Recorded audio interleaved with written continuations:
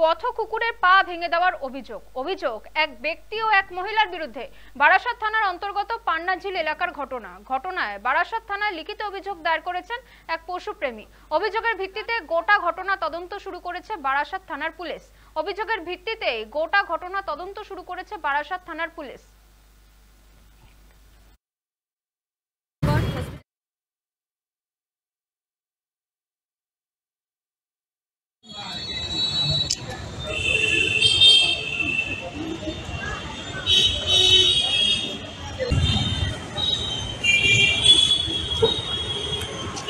ওরা ওখানে ওনার রাস্তাটা ওনাদের নিজের মনে করেন, ওর জন্য ওখানে উনি মানে কোনো কুকুর দেখলে, শুধু ও বলে না, যে কোনো কুকুর দেখলেই ওনারা মারেন।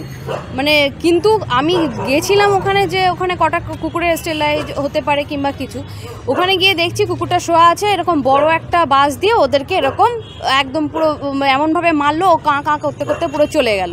আগে আমি বলতে গেছি হাইট শট, মোটকা, আরও বাজে বাজে কথা বলেছে। এরা আবার কুকুরেরই কাজ করে, নিজে নড়তে পারে না, মোটকা, এই ধরনের আজে বাজে কথা বলতো। আবার বলতো মানুষ খুন করে মানুষের কোনো শাস্তি হচ্ছে না, আর কুকুর মারলে আমাদের যে ইয়ে হবে, শাস্তি হবে। ওই সব হা হা করে হাসছে, মজা করছে।